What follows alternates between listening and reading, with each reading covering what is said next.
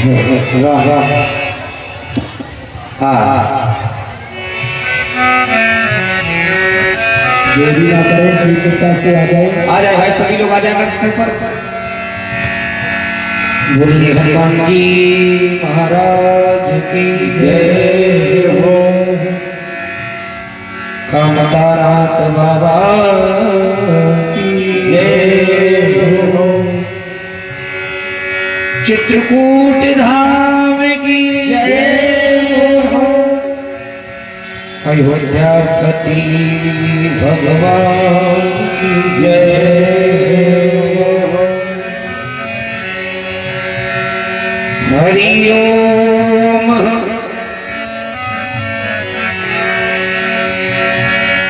हरि ओम हरि ओम हरि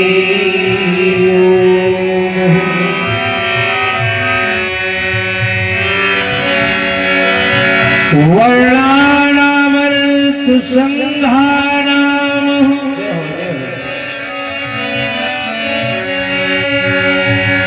रसानाम छंदसामपि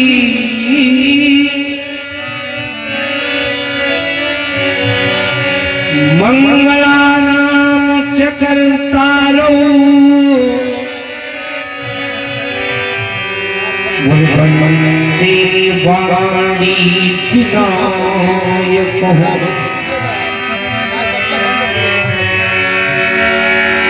श्री गंगा तरंग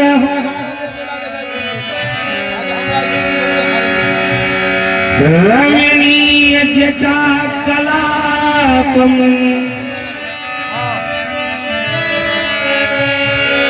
गौरी निरंतर ताली बजाएंगे जोरदार से सभी लोग। विभूषित वाम भागम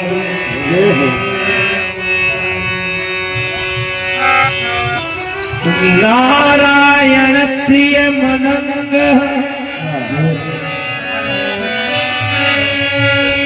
मदापहारम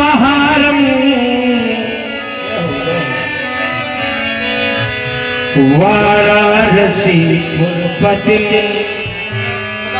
भज विश्वनाथ। श्री तुलसीदास के पद कमल मैं बारंबार मनाऊं गुण गाऊं सिया राम के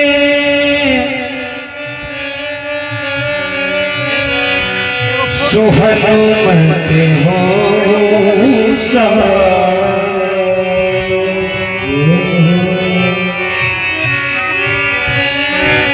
एक सदा सुध दीन की सहज दया के धाम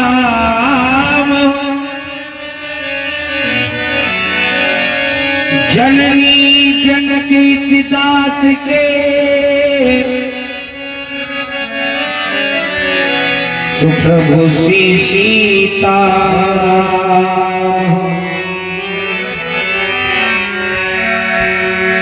पार ब्रह्म परमात्मा सगुण रूप श्री राम जो जन आवे यह द्वार पे तो सबको सीता बोली हनुमान जी महाराज की जय हो। स्वागत है समस्त भक्तों का अखिल कोट ब्रह्मांड नायक प्रभु श्री सीताराम जी के चरणों में सादर नमन। रास बिहारी श्री राधे बिहारी के चरणों में मेरा सादर नमन। परमात्मा श्री गौरी शंकर भूत बावन भोलेनाथ के चरणों में मेरा सादर नमन। इस कथा स्थल में हमारे पिता कुल बुजुर्गों एवं भाई भाई सीता अनसुईया गार्गी और मेरा के पगचूनों पर चलने वाली समस्त हमारी माताएं बहनें, आप सभी को यही है मेरा प्रणाम स्वीकार हो। श्री राम में सब जग जानी करो प्रणाम जो चुप पर। आइए अपने मन और वाणी को पवित्र करें। राम कथा मंदाकिनी चित्रकूट चितचार। हम आप उस मान सरोवर में गोता लगाने का कष्ट करें जिससे हम आपका मन भी पवित्र होता है और तन भी पवित्र होता है। देखिए बहुत बहुत धन्यवाद। छेना प्रारंभ हो गया है और एक टंकी मंगा दीजिए। टंकी बाल्टी में पलटिएगा। हम उस मान सरोवर में गोता लगाने का कष्ट करें जिससे मन भी पवित्र होता है और तन भी पवित्र होता है। 2 बार भगवान के नाम का सहारा लेकर, क्योंकि ये बहुत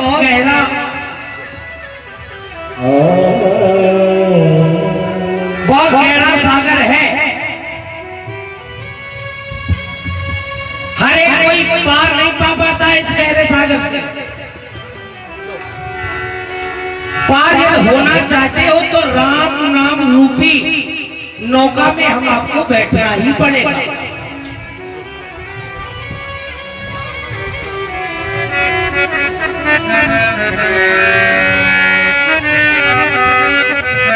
आए मस्ती के साथ में हस्ती को बुला करके 2 बार भगवान का नाम लें और इसके बाद में फिर हम आपसे जान फंसूंगे।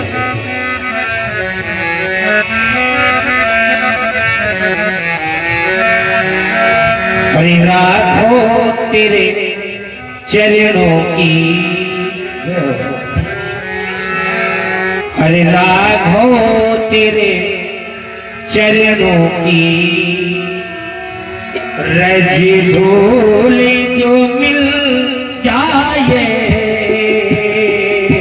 राघो तेरे चरणों, सभी लोग बोलेंगे राघो तेरे चरणों की रज धूल जो मिल जाए। राघो तेरे चरणों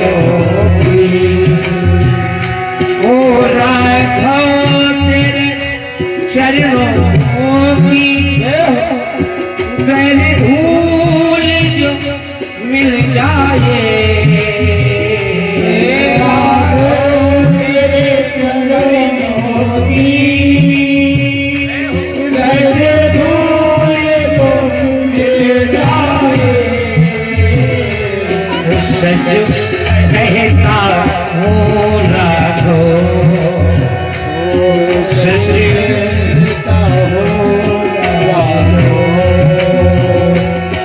जीवन ही कमल जाए।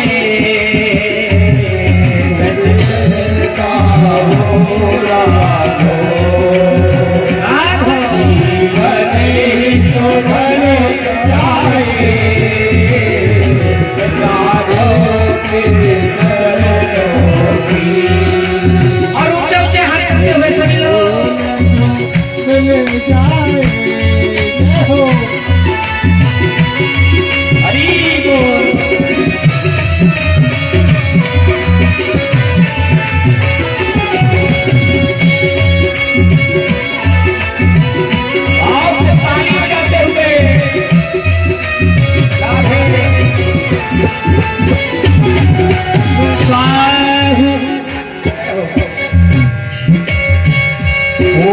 सुनता हूँ तेरी रहमत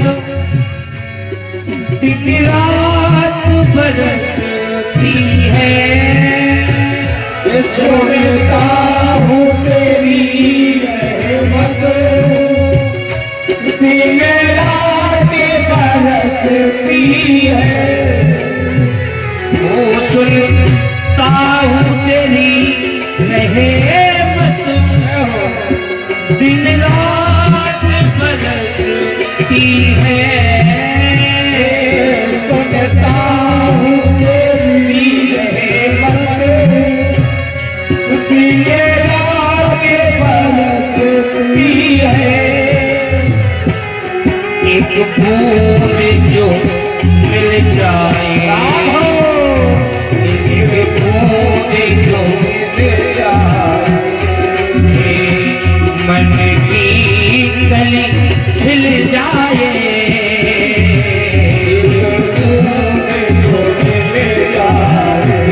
बोलो भाई बोलो, सुधर जाए। वो एक बूंद जो मिल जाए, वो एक बूंद जो मिल जाए, मन की कली खिल जाए।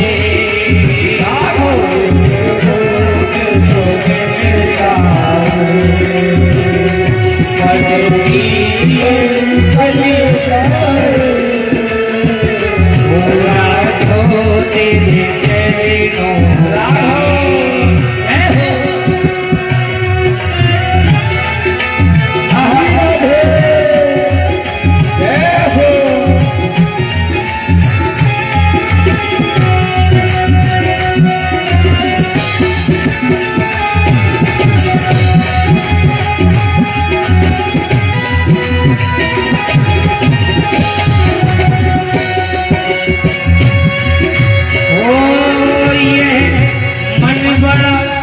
चंचल है, ये मन बहुत चंचल है माता जी, एक जगह पे रुकता नहीं है। अच्छा, कुछ लोग पंडाल में जो बैठे हैं, कुछ लोगों का मन लग रहा है भजन में, ताली बजाने का, और कुछ लोगों का मन रखा है छेना में। कितनी जल्दी आती हो छेना में हम घर जाए, बड़ा चंचल मन है। मन बड़ा चंचल है, कहते तेरा भजन करूं। ये मन बड़ा चंचल है, कहते तेरा भजन करूं। वो जितना के समझाऊं,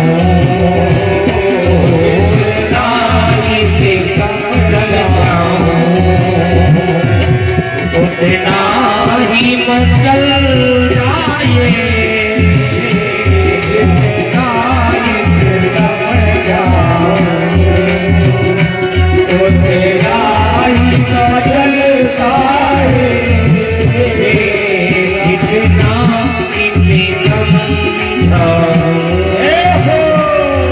उतना ही मचल जाए।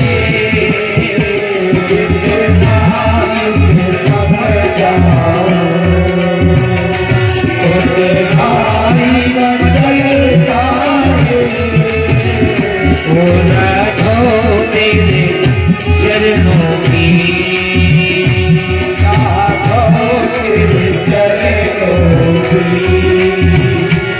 गले बोले जो मिल जाए।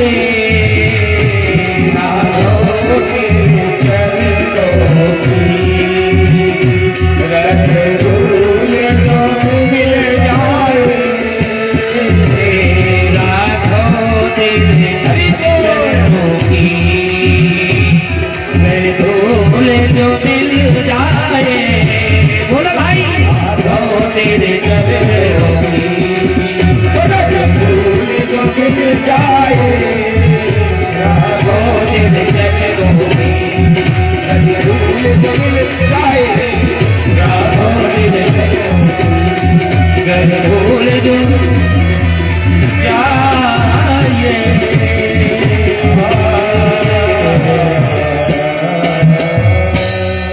सच कहता हूँ भगवन, अरे तकदीर बदल जाए। अच्छा, आप लोग नहीं बोलते हैं क्या? बोलते हैं ना, समझ में आता है जो हम बोल रहे हैं। अच्छा बोलिए, सच कहता हूँ भगवन, सच कहता। रुक जाइए थोड़ा, इनको सुन लीजिए। अरे सच कहता हूँ भगवन, सच कहता। अरे राम राम, तुमसे अच्छे तो भाई लोग हैं। हाँ जरा देखिए, तकदीर बदल जाए, तकदीर। देखो क्या बात, आप लोग सिर्फ संखटा खाओ। वो चलता है ना आपके यहाँ, जो माता जी 4-5 माता को निमंत्रण देती हैं और फिर कागज में मिठाई दी जाती है, चलता है। पूजा के लिए तौल के दिया जाता है 250 ग्राम, आधा किलो, चलता है? नहीं चलता है। मिठाई दिया जाता है, माता जी संकल्प करती हैं, 5-6 माता को बुला करके मिठाई का निमंत्रण देती हैं। तब माताएं बैठती हैं और फिर देखो कैसे एकदम खाती हैं, जैसे तौल के दिया जाएगा ना, 1 इंच इधर कम होगा ना 1 इंच इधर ज्यादा होगा, एकदम तौल के दिया जाएगा। और जब ये खाती है तो इनको देखो जरा कैसे खाती है, जैसे हाथों में दिया गया तो बगल वाली दीदी तुरंत बोली, दीदी दीदी दीदी क्या है, इसमें तो चीनी ही चीनी डाल दिया। और चीनी चीनी कह करके पूरी आधा किलो स्वाहा, पूरी स्वाहा। और साथ में छोटा सा बच्चा गया है और उसने बच्चा ने कह दिया, माता जी हम भी खाएंगे। तो माता एकदम चुप चुप, तुम्हें नहीं खाया जाता, हमको खाया जाता है ना भाई। तो इसलिए सभी लोग बोले, अरे सच कहता हूँ भगवन, अरे तकदीर बदल जाए। बोले हनुमान जी महाराज की जय हो।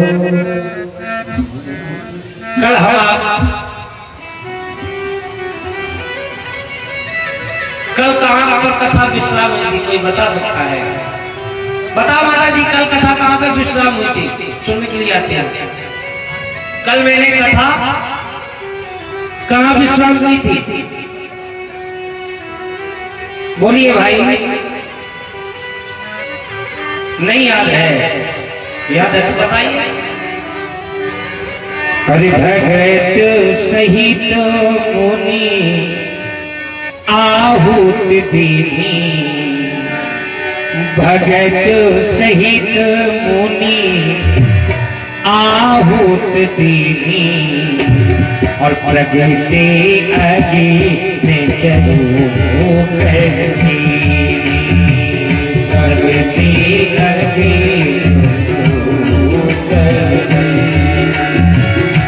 भगत सहित मुनि आहुत देवी, भगत सहित मुनि आहुत देवी, प्रगति आगे में चलो कर लीनी, चल चलो कर लीनी। भगत सहित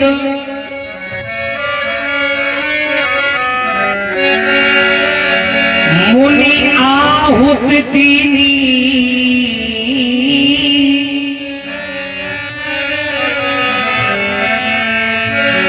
और बोले प्रगटे अग्नि चलो कर ली।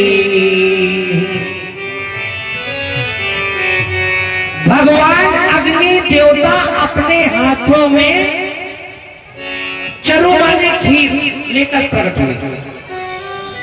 अब देखिएगा, जरा विचार करना आप लोग, हमारे बड़े बड़े लोग भी बैठे, माताएं बहनें भी बैठे, हाथ में क्या लेकर प्रकट हुए? भाई बोला करो, आप लोग तो ऐसे बैठ जाते हैं आके, टेसू अटल करें, टेसू लई के करें, टेसू मांगा जाता है दशहरे के बाद। वो नहीं आते घर में छोटे छोटे बच्चे मांगने के लिए।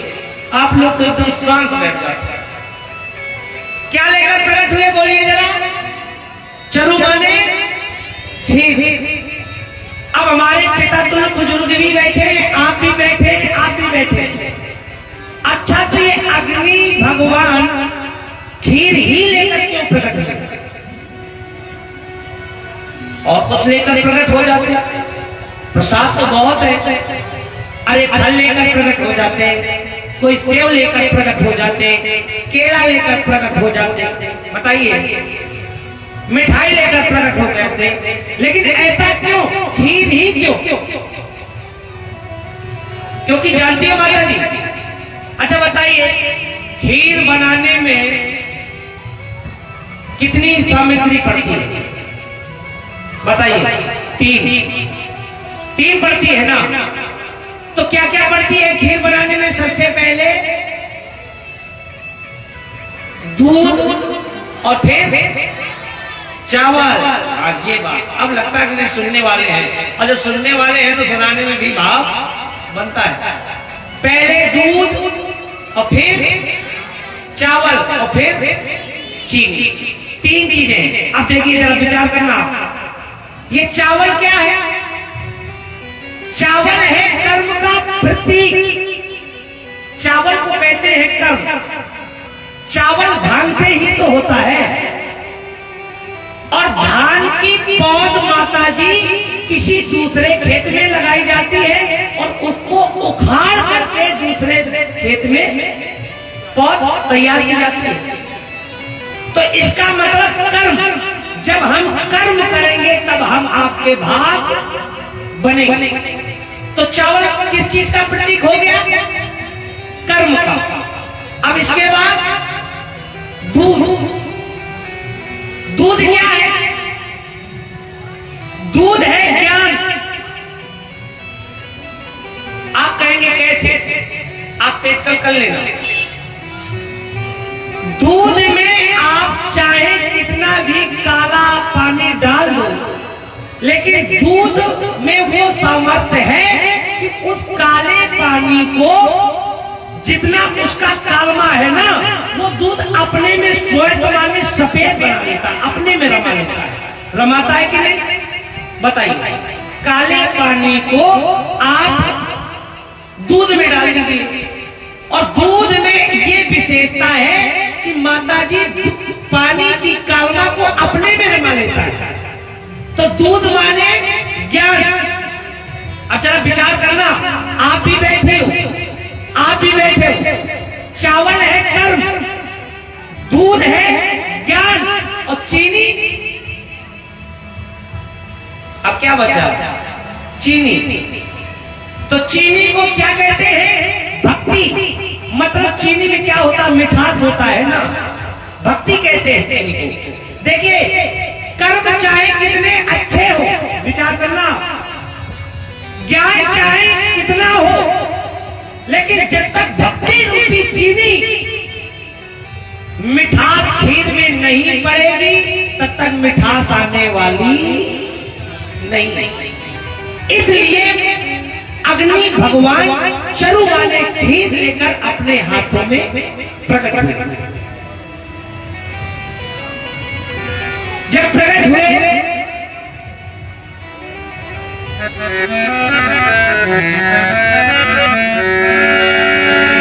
जो वशिष्ठ कछु हृदय विचारा, जैसे अग्नि भगवान चरु वाले खीर लेकर प्रकट हुए,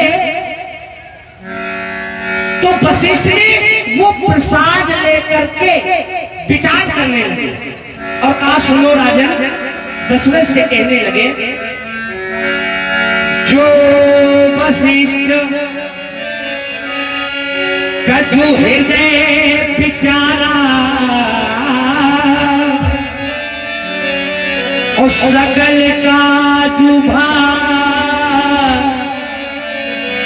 बोले सीत तुम्हारा।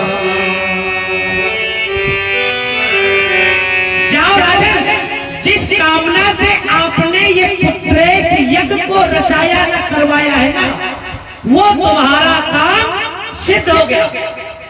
जाओ।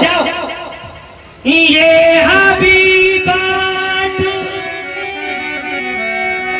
वशिष्ठ ने राजा दशरथ को बुलाया और बुला करके कहा, राजन ये लो प्रसाद और ये तीनों रानियों को बांट दो। ये है विवाद देवों ने पूजाई, जठा जोग यही भाग बनाई। राजन ये लो प्रसाद और इस प्रसाद को तीनों रानियों को बांटा। राजा दशरथ प्रसाद लेके चले, लेकिन देखना जरा विचार करना आप लोग, हमारे पिता तुम बुजुर्ग भी बैठे हैं, आप भी बैठे। राजा दशरथ प्रसाद लेकर चले तो बांटने का जो तरीका है वो बताओ। वैसे बांटने का तरीका ये है कि जब राजा दशरथ ने प्रसाद को बांटा तो प्रसाद के बोलो कितने भाग बनाना चाहिए, बताइए कितना भाग बनाना चाहिए? 3 भाग बनाना चाहिए। लेकिन 3 भाग नहीं बनाए, क्या कितने भाग बनाए? हरि अर्ध भाग कौशल दीना, अर्ध भाग कौशल दीना, अर्ध भाग कौशल दीना, अर्ध भाग उस प्रसाद का आधा भाग दिया।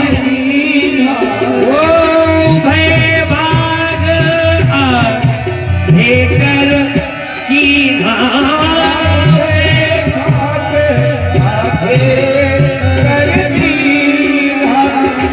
उभय भाग आधे कर की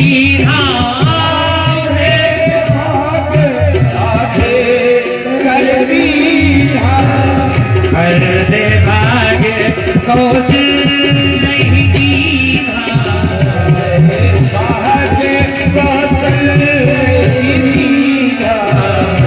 गए भाग आधे कर दीना, भाग आधे कर दीना। अर्ध भाग कौशल दीना, उस प्रसाद का आधा भाग बना करके कौशल्या को दिया और जो आधा से आधा बचा तो राजा दशरथ ने आधे से आधा किया, उभय भी एक भाग कैकेयी को दे दिया और एक भाग सुमित्रा को दे दिया। लेकिन जरा देखिए, विचार करना, जठा जोग में जो 3 भाग बनाना चाहिए वो नहीं बनाए। क्यों? वैसे नियम तो ये 3 बनाना चाहिए, लेकिन ये बात माता कौशल्या समझ गई। और जब माता कौशल्या समझ गई तो उन्होंने अपनी छोटी बहन को, मतलब कैकेयी को बुलाया, आओ आओ इधर आओ। अपने वाले प्रसाद से सुमित्रा को बुला करके कौशल्या ने सुमित्रा को दे दिया। अब जरा देखना, राजा दशरथ ने जो भाग बनाए उभय बीच आधे कर दी ना। एक भाग कौशल्या को दिया, एक भाग कैकेयी को दिया।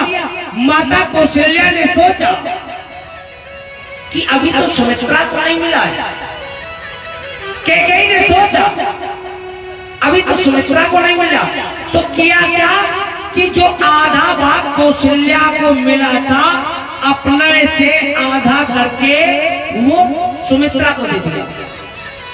इधर कैकेयी ने भी विचार किया कि ये जो हमारा भाग्य है, हमको प्रसाद मिला है, क्यों नहीं जो हमारी दीदी को प्रसाद मिला उन्होंने आधा दिया, तो हमको भी सुमित्रा को आधा देना चाहिए। उन्होंने भी उस प्रसाद का आधा भाग करके सुमित्रा को दे दिया। सुमित्रा को दे दिया तो सुमित्रा ने सोचा और कहा कि यदि इस प्रसाद के प्रताप से यदि कोई बालक जन्म लेता है, पुत्र होता है, तो मैं ये संकल्प करती हूं, क्योंकि एक भाग ये खाएंगे तो एक बेटा इनके होगा, और एक भाग ये खाएंगे तो एक बेटा इनके होगा। और हम कितने भाग खाएंगे? 2। तो प्रसाद के प्रभाव से हमारे बेटे होंगे कितने? 2। तो ये मैं संकल्प करती हूं कि अपना जो हमारा बड़ा बेटा होगा उसे मैं बड़ी दीदी कौशल्या का जो बेटा होगा उनके चरणों में की सेवा करने के लिए लगाऊंगा, और जो मेरा छोटा बेटा होगा, जो हमारी बीच वाली दीदी है ना कैकेयी, जब उनका कोई पुत्र होगा तो अपने छोटे बेटे को उठा करके उनके सेवा में लगा दूंगा, चरणों की सेवा में। दोनों माँ के दोनों बेटों के साथ मैं दोनों अपने बेटों को चरणों की सेवा के लिए लगा दूंगा। लेकिन प्यारे, जैसे रानियों ने प्रसाद पाया, जहां सुमति तहां संपत्ति नाना। विचार करना, माता जी, यदि हम आपका घर बिगड़ता है ना तो वो बंटवारे से ही बिगड़ता है। इसमें भाइयों का दोष नहीं है, इसमें भाई आप बुरा न माने तो 100% में 70% माताओं की गलती है। माताओं के वजह से ही भाई भाई का प्रेम टूटता है। हम आप राम कथा सुनने के लिए आए। राम कथा वो कथा है जो कि जीवन की व्यथा से मुक्त कर देने वाली राम कथा है। यदि राम 4 भाई हैं तो राम कथा ये सिखाती है कि उन राम के 4 भाइयों में कैसा प्रेम है और हम 4 भाइयों में कैसा प्रेम है, कैसा रखना चाहिए, राम कथा सुनाती है। राम के पिता ये दशरथ है। राम अगर जो 14 साल वनवास गए तो उन वनवासी राम से मेरे जीवन से क्या संबंध है, ये राम कथा है। सीता जी ये 14 साल नंगे पैर भगवान श्री राम जी के साथ में गई, तो उन वनवासी सीता से मेरे जीवन का क्या संबंध है, ये है माता जी राम कथा। सीता कोई साधारण नहीं है, साधारण नहीं है। आप थोड़ा विचार करना, आप भी बैठे, आप भी बैठे। जब सीता जी राजा जनक के महलों में चलती है, विचार से सुनना आपकी कथा मन से। तो जब सीता जी महलों में चलती है तो राजा जनक फूल मंगवाते हैं, और फूल मंगवा करके महलों के जहां सीता जी चलती हैं तो फूलों के पराग आगे आगे बिछवाते हैं। जी इसमें छुआ को चला दीजिए। बहुत बहुत धन्यवाद है। देखिए छेना एकदम चलता चला आ रहा। खाने वालों की कमी है, पाने वालों की कमी है। छेना 1 क्विंटल इकट्ठा हो चुका है। सीता जी जब चलती है अपने पिता राजा जनक के अपने महलों में जब चलती है तो वो पिता सीता जी के चलने के आगे फूलों के पराग बिछवाते हैं। विचार करना। और सीता जी चप्पल पहनकर जब फूलों की पराग के ऊपर चलती हैं तब भी वो फूल के पराग सीता जी के चरणों में कांटे जैसे चुभते हैं। लेकिन जब वही सीता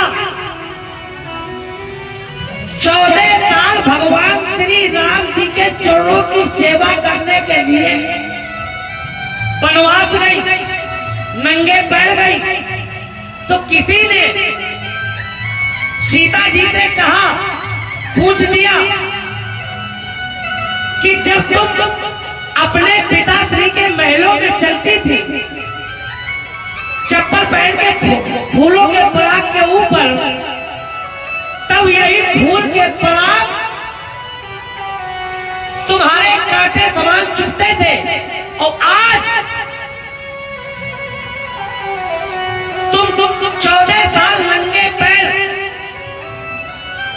इस कांटों में, कंकड़ में चल रही हो, तो क्या तुम्हारे आज कांटे नहीं चुभ रहे?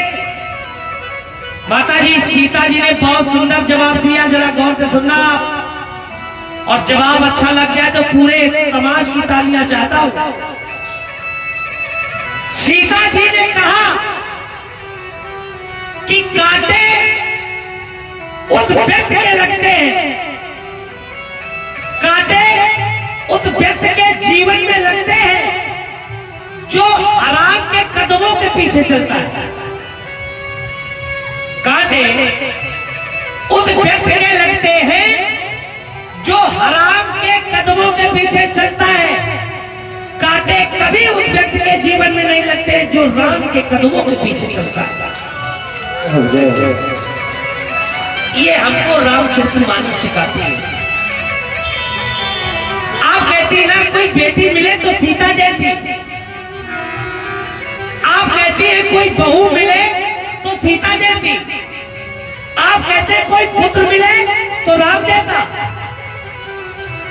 कोई भाई मिले तो राम जैसा, राम जैसा पिता, राम जैसा पुत्र, राम जैसा भाई न कोई था, न कोई होगा और न कोई है। राम बनना चाहते हो तो बस एक काम करना सीख जाओ। जानते हो क्या? और प्रातः काले उठ के रघुनाथ, और प्रातः काले उठ के रघुनाथ, माते पिता बोलना सही माता, माते पिता चेरना, प्रातः काले ताली बजाते हुए प्रातः काले पिता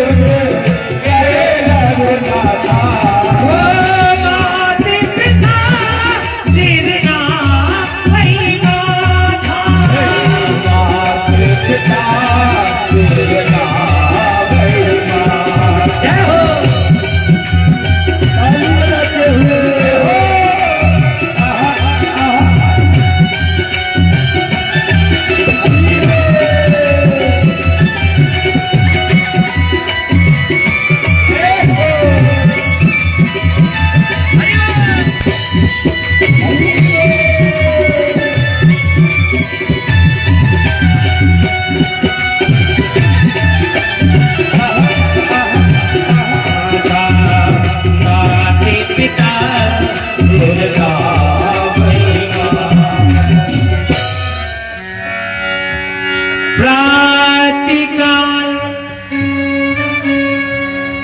प्रातःकाल जानते हो कितने बजे होता है?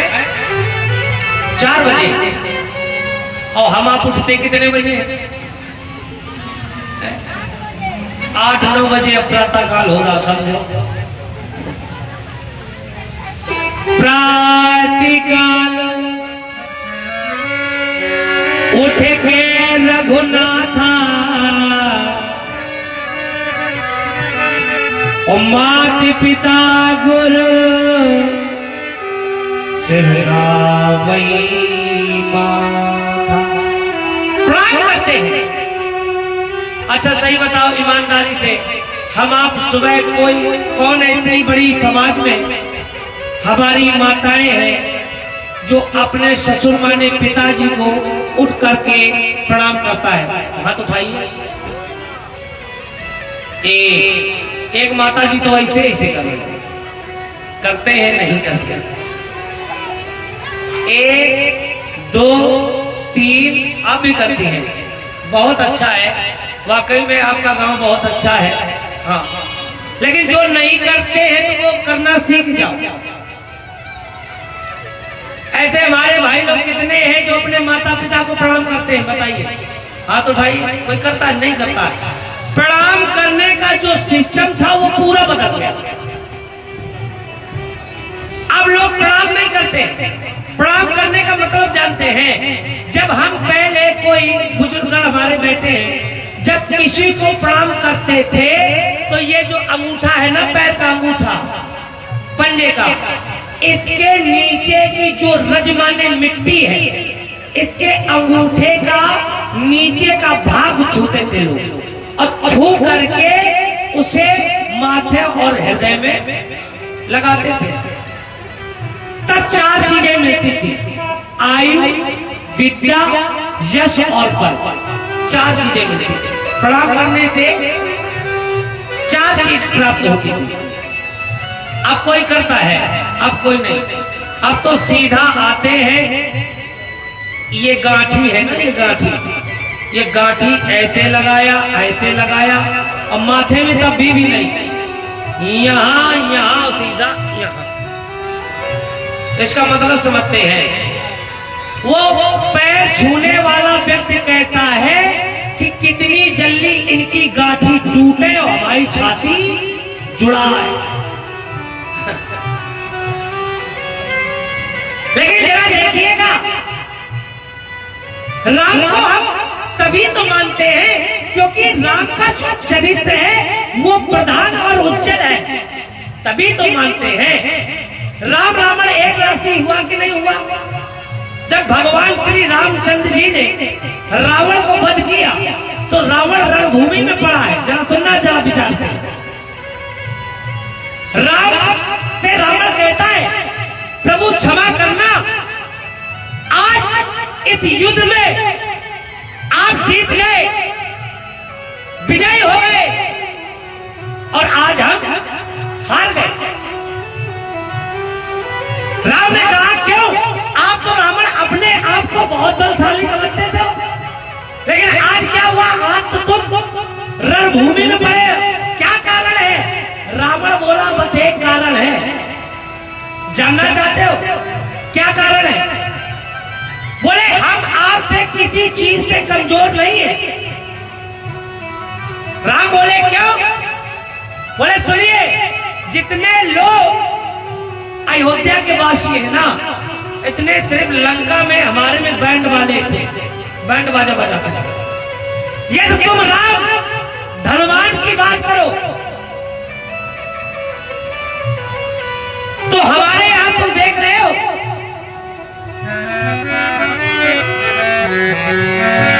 था भरा सोना लंक की दीवार पर। अच्छा, रावण के यहां धरा नहीं है, भरा है सोना, धरा नहीं है। धरा में और भरा में अंतर है। रावण कहता है, धनवान की बात करो तो हमारे घर की जो दीवार है ना, दीवार में सोना भरा।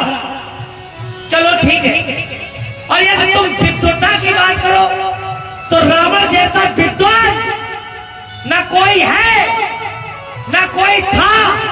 कोई होगा जो कि भूत भविष्य वर्तमान जानने वाला जो हो उसे कहते हैं रावण। लेकिन जानते हो रावण कहता है भगवान श्री राम से कि बस एक कारण है हमारे मारने का। आप लोग जो कन्याएं हैं, जो कुमारी बिटिया है, वो प्रणाम ना किया करें, वो भगवान को प्रणाम किया करें, है ना भाई? आप लोग इनसे बढ़कर हम नहीं है, बैठे जरूर है, लेकिन परमात्मा है ना तो सब है ना? जिसको भी प्रणाम करना है वो प्रणाम कुमारी कन्या है, भगवान को ही प्रणाम किया करें। लेकिन रावण कहता है कि राम, आज जो हमारी ये दशा हुई है बस एक कारण है। राम ने कहा बताओ क्या कारण है? बात अच्छी लग जाए, पूरे समाज की ताली चाहता हूं बात सुनने के बाद। ये रावण बोला जो राम तुम्हारा चरित्र है, जो राम तुम्हारा चरित्र है ये प्रधान और उज्जवल है, और जो रावण का चरित्र है ये रावण का चरित्र गिरा हुआ है, इसलिए रावण को मरना पड़ा। और मरने की बात दशा देखिए, बाबा गोस्वामी तुलसीदास जी ने लिखा है, आप देखना रामचरितमानस खोल कर। और काके कंठे ले भुजा उड़ाई, काके कंठे ले भुजा उड़ाई। काक माने कौवा, काके कंठे ले भुजा उड़ाई, काके कंठे ले भुजा उड़ाई। एक एक चीज ले जाई,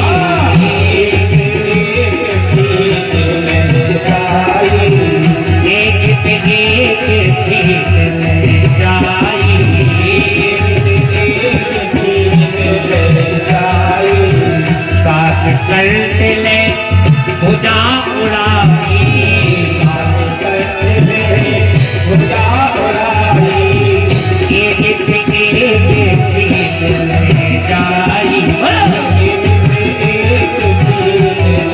जाई,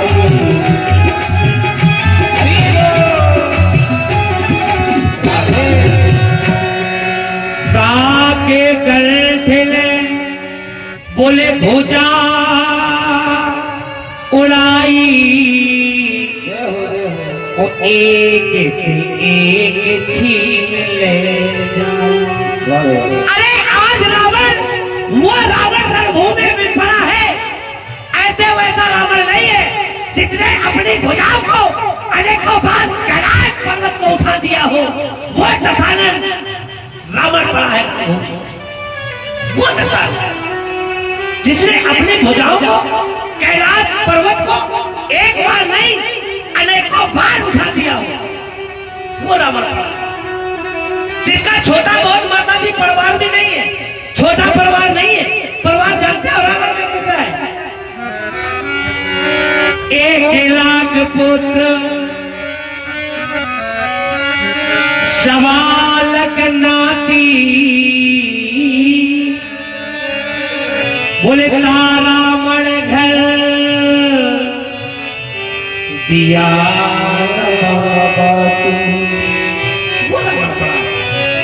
और मंदोदरी को मालूम चला कि हमारे स्वामी वीर गति के लिए प्राप्त हो गए, मृतक शरीर रणभूमि में पड़ा है। तो माता जी मंदोदरी आती है, मंदोदरी के आंखों से आंसू नहीं निकले। मंदोदरी कहती है अपने पति का जो सर है, सर को उठा करके गेंद की तरह उछाल दी। कहती है मंदोदरी स्वामी मैंने तुमको बहुत समझाया, लेकिन तुम्हारे समझ में नहीं आया। अरे तुमसे अच्छा तो तुम्हारा ही पुत्र हमारा पुत्र मेघनाथ था, कि कम से कम उसके मरने के बाद कोई तो आंसू बहाने वाला था। लेकिन रावण कि तुम्हारे मरने के बाद कोई दो आंसू गिराने वाला नहीं। मंदोदरी कहती है, मैं पति तुम ही बहुत समझावा, गाली विवत कछु मने न भावा। बोले राम विमुख बसे अति हाल तुम्हारा, और रहा को कुल रोवन। ये होता है। तो माता जी राम को हम आप जानते हैं किस लिए? क्योंकि राम का जो चरित्र है वो प्रधान और वत्सल है। चरित्र के वजह से ही हम आप राम को पूछते हैं। तो यही मेरे कहने का मतलब है, यदि हम आपका जो चरित्र है ना ये सुधर जाएगा तो ये मानो कि व्यक्ति की समाज में चरित्र और ज्ञान की पूजा है। इस देह की पूजा नहीं है, ज्ञान और चरित्र की पूजा है।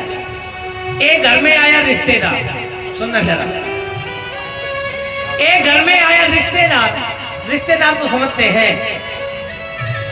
रिश्तेदार आया, अब वो ऐसा हल्का भैया, ऐसा रिश्तेदार आया कि एक दिन, 2 दिन, 4 दिन, पूरा महीना का महीना ही समाप्त हो गया। वो रिश्तेदार अपने घर जाने का नाम ही न लिया। जब वो अपने घर जाने का नाम न ले तो वो जो जिसके घर में आया था वो भैया ने अपने पत्नी को बुलाया। उसने अपने पत्नी को बुलाया, बोले देवी। पत्नी आई, हाँ जी स्वामी जी, क्या बात? देवी एक बात बताओ, ये जब से रिश्तेदार अपने घर आया है ये अपने यहाँ जाता क्यों नहीं? देवी बोली, पत्नी बोली, हाय स्वामी हमें क्या मालूम कि ये रिश्तेदार क्यों नहीं जाता। पति बोला हमको मालूम है ये क्यों नहीं जाता। पत्नी बोली स्वामी तुमको मालूम है तो बताओ क्यों नहीं जाता। पति बोला पत्नी से, क्यों भाई, जब तुम सुबह सुबह प्रातः काल में चाय बना करके, पकौड़ी बना करके उसके खाट में देने के लिए जाओगी, अच्छा सा भोजन कराओगी, तो भला अपने घर कौन जाएगा? कौन जाएगा? तो पत्नी बोली स्वामी तो क्या करना चाहिए। पति बोला कि एक काम करो। क्या? बोले जब आज शाम को भोजन बनाना तो मेरे पास आना हमसे पूछने के लिए कि भोजन में क्या बनना चाहिए। और जब पूछना कि जब रिश्तेदार हमारे बगल में बैठा हो तभी आना। अब देखना जरा, विचार करना। शाम हुई, पत्नी आई, रिश्तेदार बगल में खाट में बैठा है। पत्नी आई हाथ जोड़ के स्वामी, अब पति को तो बहाना मारना था। स्वामी, पति एकदम बोला क्या है? अरे स्वामी नाराज क्यों होते हो, ये बताओ भोजन में क्या बना ले। पति एकदम बोला हमें बनाओ, हमें बना डालो। अरे क्या हम कोई बैल है, कोई हम गधा है? अभी अभी तो भोजन किया ही है, बार बार भोजन, बार बार भोजन। हम भोजन नहीं करेंगे, इन रिश्तेदार से पूछ लो, और रिश्तेदार कह दे तो बना लो। अब रिश्तेदार ने विचार किया कि अगर जो हम कह दे कि कुछ भोजन बना लो तो फिर बैल मतलब गधा, तो रिश्तेदार भी झूठ बोलने लगा। वो भी हाथ जोड़कर झूठ बोलने लगा, बोला नहीं नहीं नहीं, अभी अभी तो खाया ही है, हमको भी भूख नहीं है। अब रिश्तेदार ने सोचा कि कोई बात नहीं, सुबह होगा तो सुबह में तो चाय पकौड़ी मिलेगी। अब जैसे सुबह हुआ, अब देखना जरा, विचार करना, जैसे सुबह हुआ पत्नी किचन में गई, पति पीछे से किचन में गया, और जब किचन में गया तो पति एकदम बोला भोजन क्यों नहीं बनाया? पत्नी बोली नहीं बनाएंगे। पति बोला तुम्हें मेरी कसम है बिल्कुल मत बना, बिल्कुल मत बना, मेरी कसम। झगड़ा होने लगा। पति कहता भोजन बनाओ, पत्नी कहती नहीं बनाएंगे। झगड़ा होने लगा, पत्नी रोने लगी। रिश्तेदार ने सोचा अब मुझे यहाँ से चलना चाहिए, अब यहाँ से चलना चाहिए। रिश्तेदार ने माताजी अपना बैग उठाया और बैग उठा के घर के बाहर चला गया। पत्नी रो रही थी। पति ने पूछा देवी तुम क्यों रो रही हो? पत्नी बोली 36 साल विवाह के हो गए, कभी आपने मुझे नहीं डांटा और आज तुमने मुझे इतना डांटा, इतना, और वो भी रिश्तेदार के साथ में।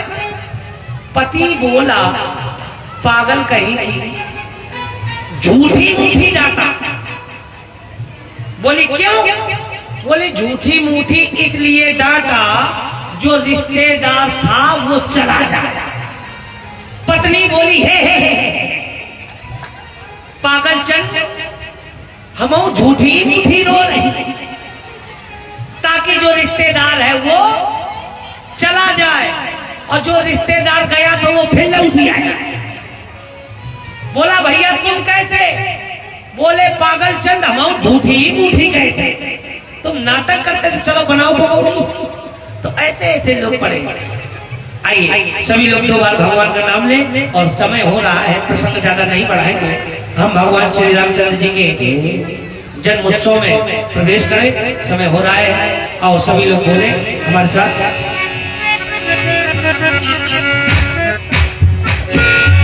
अरे सीताराम सीताराम कहो भैया। सभी लोग ताली बजाते हुए, अरे सीताराम सीताराम कहो भैया, और जाई के पार लगे नैया। सीताराम सीताराम कहो भैया, सीताराम कहो भैया, जाई के पार लगे। सीताराम सीताराम कहो भैया, सीताराम सीताराम कहो भैया, जाहि पार लगे नैया, जाहि पार लगे नैया।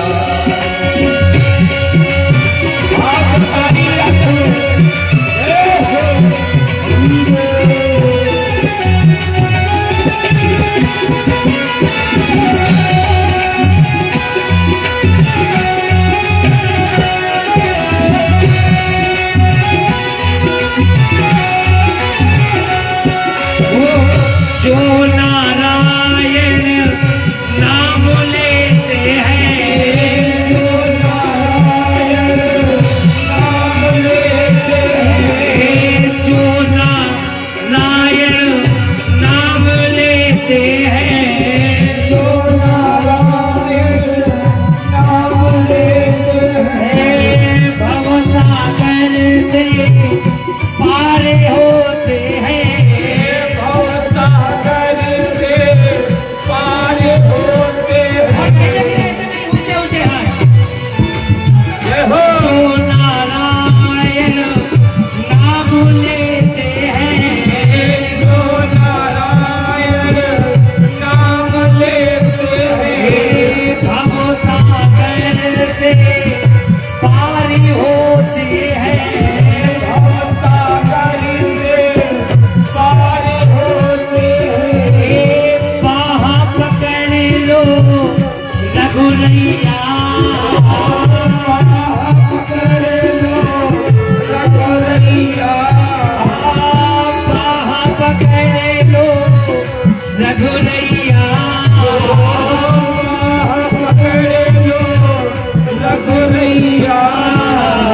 सीताराम सीताराम कहो भैया, ओ सीताराम सीताराम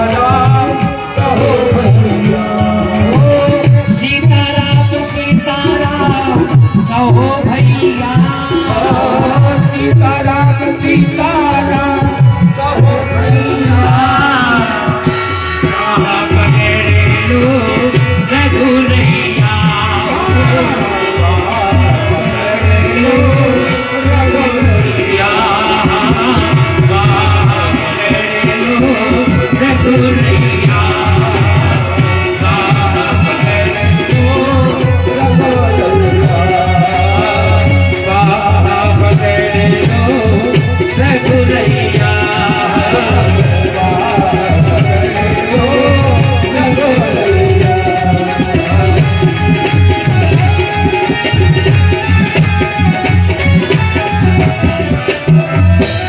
बोली हनुमान जी महाराज की कौशल्या ने सुमित्रा को बुलाया और बुला करके केकई ने बुला करके दोनों रानियों ने आधा आधा प्रसाद सुमित्रा को दिया। सुमित्रा ने ये मन में विचार किया यदि इस प्रसाद के प्रभाव से यदि हमारे दो बेटे होते हैं ना तो एक बेटे को अपने बड़ी दीदी कौशल्या का जो पुत्र होगा उनके चरणों की सेवा करने के लिए लगा दूंगी और जो मेरा छोटा बेटा होगा जो हमारी बीच वाली दीदी केकई है ना उनके जो बेटा पुत्र होगा उनके चरणों की सेवा करने के लिए लगा दूंगी।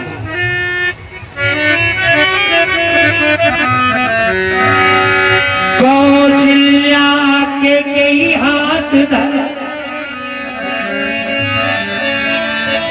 दीन सुमित्रई मन प्रसन्न कर। दोनों रानियों ने आधा आधा भाग दे दिया और जैसे दे दिया तो सुमित्रा बड़ी प्रसन्न हो गई। संकल्प करके संकल्प कर दिया और इधर जैसे प्रसाद को तीनों रानियों ने पाया जाति दे हरि कर आए सगल लोक सुख संपत्ति छाए। आज तो भगवान तीनों रानियों के गर्भ में प्रवेश कर गए। अब जरा देखिएगा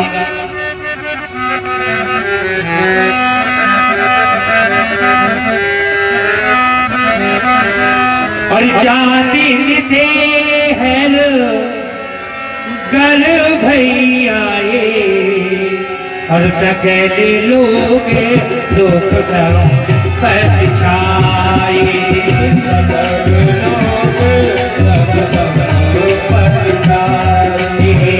तकले लोग पर छाए।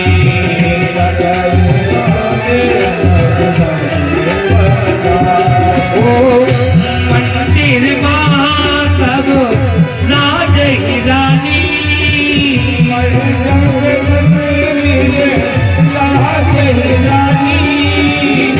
मंदिर मातब राज ही रानी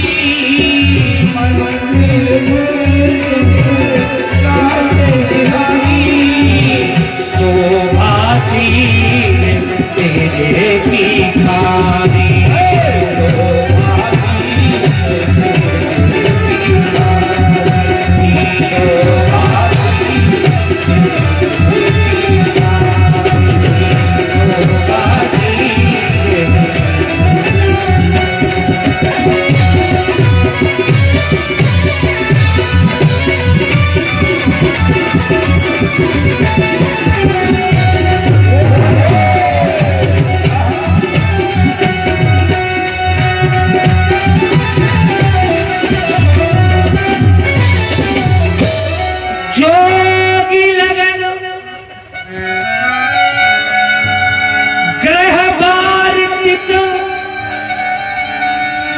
सकल भय अनुकूल चर अरु अरा चर हर युद्ध राम जन्म सुख। भगवान गर्भ में आकर के अब तो जन्म होने जा रहा है। तिथियां बदल गई। तिथि कहती है अरे नवमी तिथ मधुमास पुनीता। अच्छा भगवान नवमी तिथि, देखिए नवमी तिथि, 9 का जो अंक है ये पूर्णवाची अंक है। 9 के बाद वृद्धिदा शून्य माने 0। भगवान नवमी तिथि को आ रहे हैं। जय जय। आप 9 का पाढ़ा पढ़िएगा। 9 का पाढ़ा जब हम पढ़ेंगे तो जो उसकी संख्या होगी, जैसे 9 एकम 9 और 9 दूनी 18, 8 और 1 9, 9 दिया 27, 7 और 2 9 दिया 27, 7 और 2 9, 9 चौको 6 और 3, कुल मिला के ये जो अंक है ये पूर्णवाची अंक है। मर्यादा पुरुषोत्तम राम श्री राम जी कहे गए ना, और मर्यादा न कभी घटती है न कभी बढ़ती है। और भगवान श्री कृष्ण जी वो है लीला बिहारी, तो वो लीला घटती भी है और बढ़ती भी है। हर नवमी तिथे मधु माध पुनीता, हर सुकोले पच अब जीत हर दीना।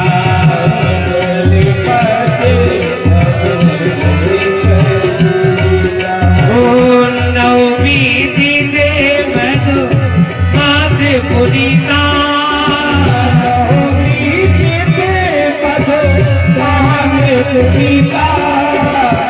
सकल पथ अब जिते अब नीता, सकल पथ अब जिते अब नीता।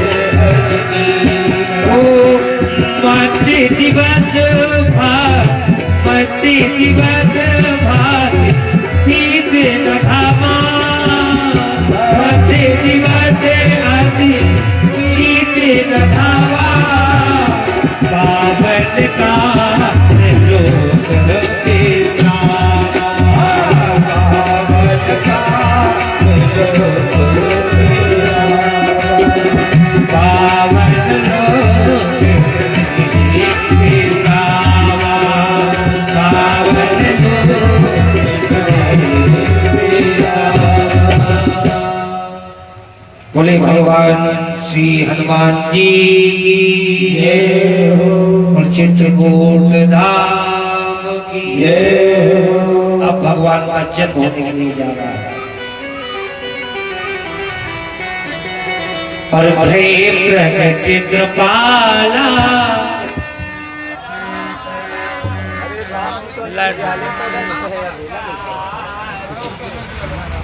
ले रही हो भाई।